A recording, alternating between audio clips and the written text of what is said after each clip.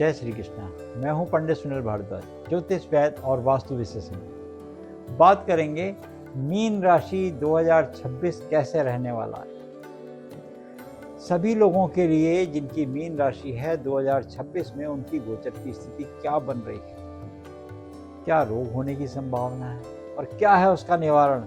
साथ में बताएंगे आपको सटीक उपाय, और महा उपाय में आपको बताएंगे कि अगर मीन राशि वालों को कोई कष्ट बाधा है तो उसका क्या है निवारण। मगर सबसे पहले हम समझ लेते हैं कि गोचर में 2026 में मीन राशि वालों की क्या स्थिति बन रही है। वर्ष भर शनि लगभग आपके लगन में रहेंगे, क्योंकि 7.5 भी चल रही है और शनि की 7.5 आपके पास पूरा प्रभाव रखेगी। वर्ष के आरंभ से राशि स्वामी गुरु चतुर्थ भाव और मिथुन राशि में रहने वाले 1 जून से मिश्रित फल देंगे आपको। मगर अभी की स्थिति की अगर बात कर लेते हैं हम, तो आपकी राशि के हिसाब से आपको राशि स्वामी कुछ अतिचारी ज़्यादा ही हैं और ये काफ़ी लंबे समय रहने वाले हैं। गुरु का अतिचारी जब जब हुए हैं तो थोड़ी सी कष्ट बाधाएं देखने को मिलती हैं। पिछले दिनों भी देखने को मिली आपको, तो ये इनका स्वभाव ऐसा है।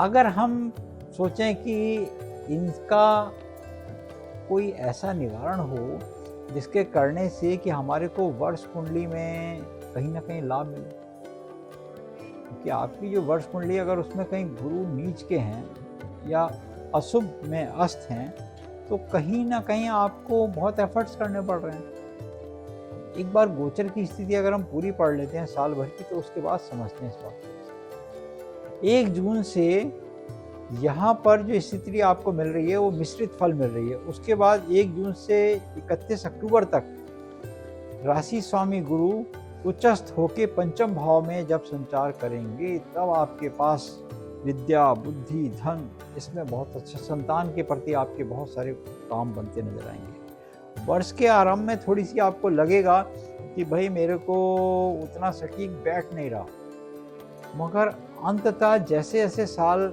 अब मार्च, अप्रैल, मई, ये जून की स्थिति जैसे जैसे आगे आती जाएगी, उस समय आपके ऊपर एक कॉन्फिडेंस का एक सिर चढ़ के बोलेगा।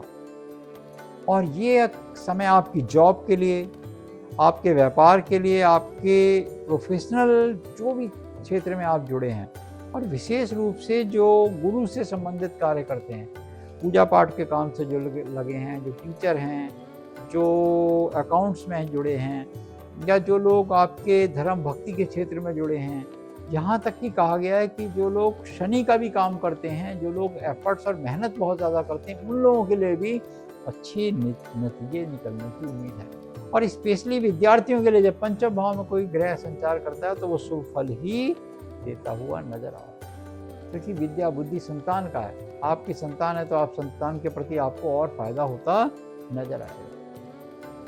इस पीरियड में आप कुछ प्रतिष्ठित व्यक्तियों से भी मुलाकात करेंगे, कोई माननीय व्यक्ति भी आपसे मुलाकात करेंगे जो आपके लिए बड़ा कल्याणकारी रहने वाला है और उससे आपको लाभ भी मिलता नजर आएगा। धार्मिक कार्यों में आप रुचि लेते नजर आएंगे। अच्छा, 18 सितंबर से 12 नवंबर तक का बीच यहाँ मंगल थोड़ा नीच कर्क राशि में जाएगा और उससे अचानक आपको थोड़ा सा कष्ट होगा। वो क्या होगा कि आपका धन, आपका संचय, आपकी प्लानिंग, आपकी आइडिया जहाँ डिस्क्लोज हुई तो आपको बेनिफिट नहीं मिलेगा। अब आप सपोज इस बात को विस्तार रूप से समझते हैं कि मान लीजिए आप कोई काम कर रहे हैं और उस काम को करने में आपने वो बात शेयर करनी शुरू कर दी किसी से, यार ये ऐसा काम है तुम भी करके देख लो, तो उसको तो फायदा मिल जाएगा, आपको नहीं मिलेगा। अक्सर ये गलती मीन राशि वाले करते हैं। देखो, फ्री की एडवाइस किसी को दोगे तो आपका बृहस्पति कमजोर होगा।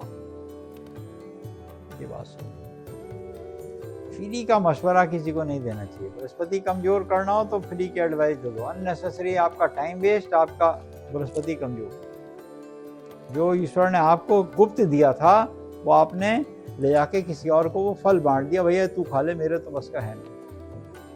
जबकि दांत थे, स्वाद था और कैपेबल थे आप खाने में। आपने खाली एक अपनी प्रशंसा कराने के लिए, आपको कोई ज़रूरत नहीं है मुफ्त का ज्ञान बांटने की। इस बात का संकेत रखें आप।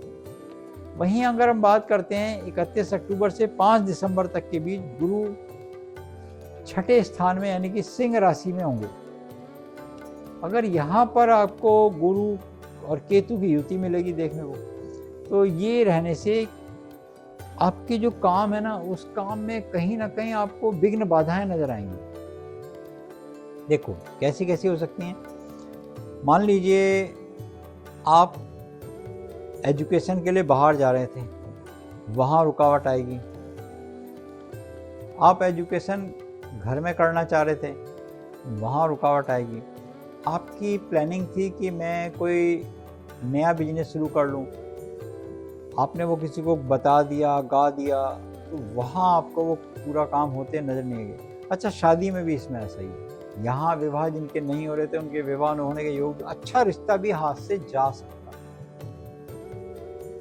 हम कहते हैं चांद निकलेगा दुनिया देखेगी। आपने गाने की आवश्यकता नहीं, आपने ढंडोरा नहीं पीटना। आपको बहुत ज़्यादा नज़र इसलिए भी लग रही है क्योंकि 7.5 के फेरे में हैं आप, और वर्ष के प्रारंभ से ही और लगन में ही आपके समझ लिए, मान लिए लगन मान लें, तो लगन में ही इस राशि के यहाँ पर राहु का संचार भी चल रहा है। एक तो शैडो राहु का है, छाया राहु की है, और ऊपर से 7.5 है। तो आपको जो भी कदम, जो अपॉर्चुनिटी मिल रही है उसे चुपचाप लेनी है, गुरु का या ईश्वर का प्रसाद मानकर। आपको इसका उपाय भी बताएंगे हम।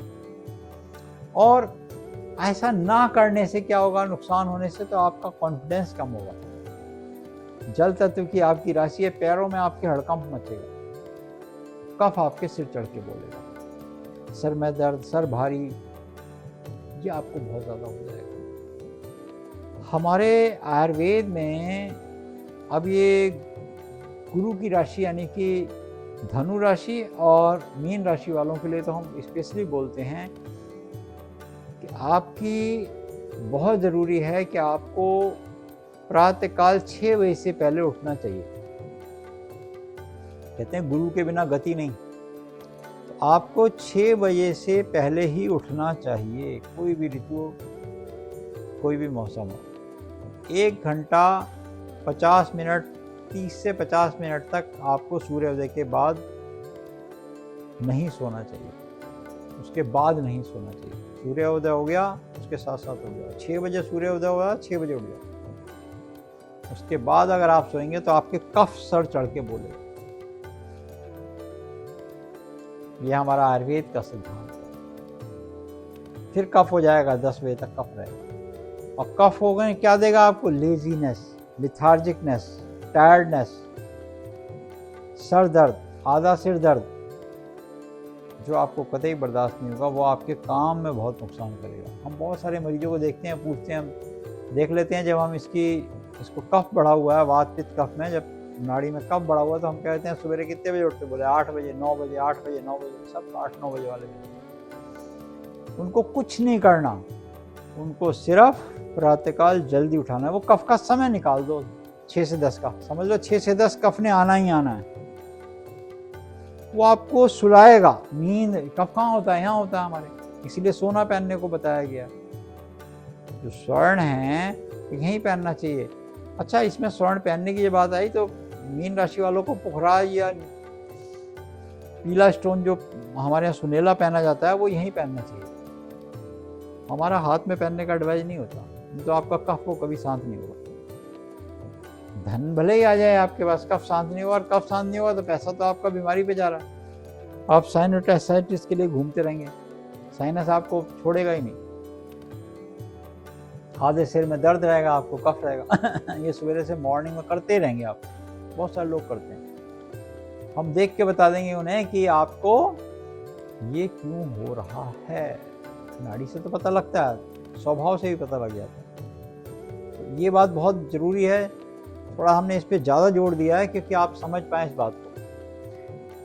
तो छठे भाव में रहने से ये अक्सर गतिविधियां इसकी होती हैं और ये अक्सर हमें इस तरीके के रोग देने की संभावना बढ़ जाती है। तो हमने इस बात पर बहुत ज़्यादा जोर दिया है। वहीं बृहस्पति की स्थिति पूरे साल में आपके पास मान लीजिए जो राशि वो अतिचारी है, अब अतिचारी में बार बार आना जाना वो सब उपद्रव चल रहा है और अभी है वो कई सालों के लिए, उसका हम कुछ और आप कर नहीं सकते, उसका सिर्फ निवारण कर सकते हैं। और निवारण इसका बड़े सटीक है मीन राशि वालों के लिए, तो उनके लिए बड़ा अच्छा उपाय, गुरु की उपासना। और उसके लिए सबसे आसान तरीका है कि घर के अंदर अपने पीला बल्ब जलाकर रखो। नॉर्थ ईस्ट में राम स्तुति करनी प्रारंभ कर दो, कृष्ण की उपासना करनी प्रारंभ कर दो। प्रत्येक पूर्णमासी को सत्यनारायण का व्रत करो, प्रत्येक संक्रांति को सत्यनारायण का पाठ करो। एक बार कर लो, पूर्णमासी या संक्रांति, इस बात का आप ध्यान दे लो। दोनों बातों में एक दिन तो जरूर करो। अब महाउपाय क्या कहता है इसका? महाउपाय कहता है गुरुवार के दिन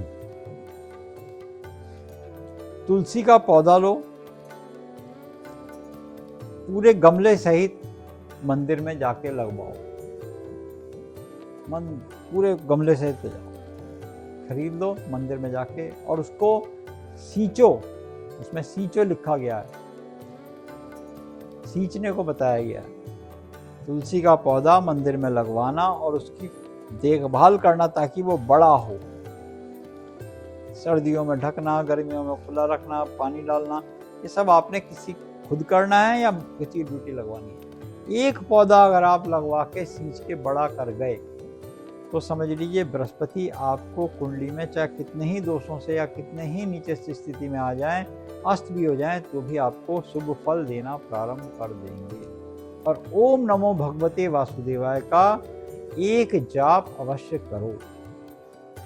और अब दान क्या देना है इसमें समझ लीजिए। जो पीला फल हो, कम से कम 16, क्योंकि 16 वर्ष के लिए आते हैं बृहस्पति आपकी कुंडली महादिशा में, 16 वर्ष के लिए 16 गुरुवार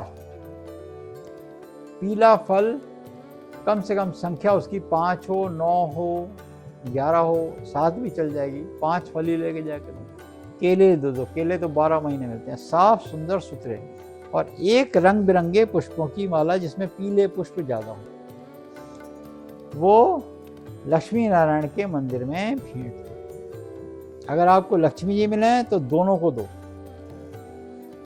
लक्ष्मी जी मिले तो लक्ष्मी जी को चाहे लाल दे दो, गुलाब के पुष्पों की, और ठाकुर को हमारे राम और कृष्ण मिल जाएं या विष्णु मिल जाएं तो पीले पुष्पों की। और पीले वस्त्र की पोशाक पूरी पुजारी जी को और साथ में ठाकुर जी को। एक बार कर लो पूरे वर्ष में। और कब करो? जब आपका जन्मवार आए। उससे क्या होगा? आप तो कहाँ जाके शरण में चले गए, किसकी? ठाकुर की। और ठाकुर के तो नवग्रह समझ लीजिए आप। तो नवग्रह अगर आपको शांत करने हैं और आपके ग्रहों को सभी को अपने नियंत्रण में रखना है कि कम से कम वो अशुभ प्रभाव ना करें, तो उसका सबसे आसान तरीका है ठाकुर का शंख, शालिग्राम, तुलसी अगर आपके घर में होगा तो कभी आपके घर को लक्ष्मी नहीं छोड़ेगी। शंख बजाया भी करो, शंख फूका भी करो, शंख ध्वनि किया भी करो। तो चलिए, शंख ध्वनि के नाम पर हमें याद आ गया कि हम भी आपको एक बार शंख ध्वनि सुना ही देते हैं।